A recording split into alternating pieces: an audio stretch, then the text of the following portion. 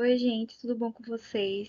Meu nome é Vitória Patrícia e eu, junto com meu professor orientador Ulisses Guimarães, a gente fez o trabalho de panorama de experimentação em Química, né? Já que eu sou estudante de licenciatura em Química e ele é um professor de graduação em licenciatura em Química, a gente quis fazer um panorama, né, sobre os trabalhos publicados no COINTER sobre investigação em Química, né, o ensino de Química por investigação. Justamente nesse trabalho, a gente vai discutir sobre as seis, também a aplicação das seis, que são as sequências de ensino por investigação. Então, seria um professor dar uma coisa roteirizada, para em cima desse roteiro os alunos perguntarem, fazer hipóteses, né? Para eles poderem ser o principal construtor do seu conhecimento, certo? E aí a gente vai para o objetivo, né, que é analisar os trabalhos sobre o ensino de química por experimentação publicadas no COINTER. Então, aí eu fiz um recorte temporal de 10 anos, né, nos últimos 10 anos, com foco nas sequências de ensino por investigação, que foi aquilo que comentamos, né? A experimentação é uma estratégia que contribui para a alfabetização científica, por isso que é tão importante a gente discutir sobre essa prática dentro de sala de aula, né? E compreender as tendências de ensino de química, né? Qual que é as sequências, o tipo de método, né, que o professor de química leva para dentro da sala de aula e quais são mais utilizadas, certo? Nossa metodologia foi uma pesquisa bibliográfica, né, de abordagem quantitativa, porque ao final a gente lidou com números e montou um gráfico, com base em publicações do COINTER 2014 a 2024. Critérios da seleção, né? Foram trabalhos sobre o ensino da química, o uso de experimentação e as sequências de ensino por investigação. A análise de dados foi com a análise de conteúdo de Bardhan, de 1997. Consiste, né, no esclarecimento das respostas, das pesquisas, para a gente ter um norteamento, né, para a gente poder é, interpretar aquelas informações além das informações.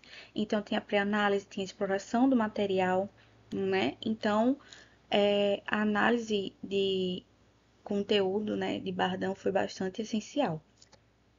As etapas, né?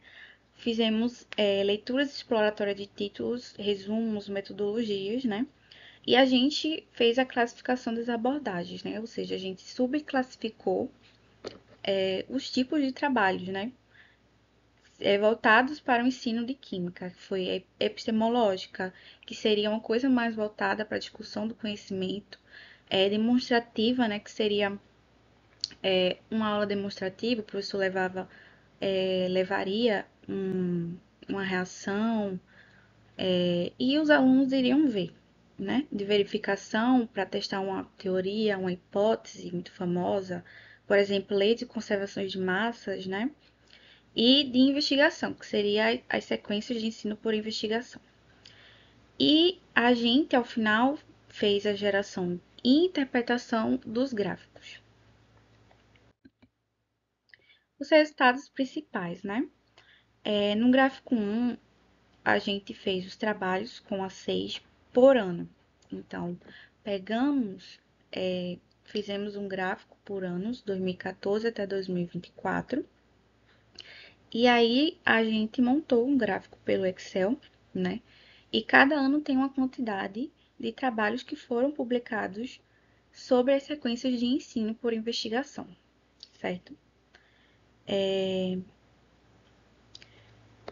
E a gente percebeu, né? Vocês também vão ver no próximo slide o gráfico, que teve uma queda em 2020, certo? E teve uma retomada gradual a partir de 2022.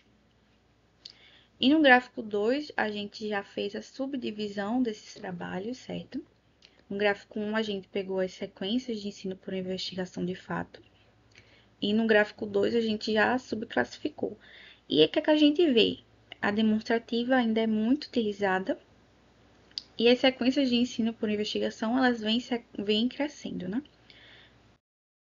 Como a gente viu, né, no outro slide, a gente vê essa baixa, né, principalmente do ano da pandemia, justamente porque para um experimento investigativo dar certo, né, a gente precisa muito do contato, precisa muito ter aquela aproximação de ouvir o aluno, de discutir, de colocar hipóteses. Então, por, por ser algo mais remoto, né, acho que dificultou um pouco dessa aplicação.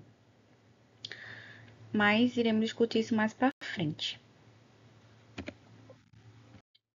Então, aqui no segundo gráfico, né, a gente já pode ver as subclassificações, né, epistemológica, demonstrativa, de verificação e de ensino por investigação.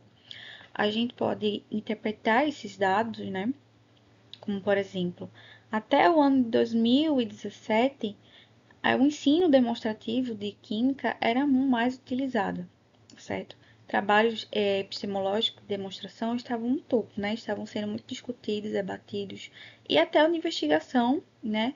No ano de 2015 ao ano de 2017 tem um crescimento significante. Mas, como a gente pode ver, tem uma diminuição. Então, né, gente, considerações finais, né?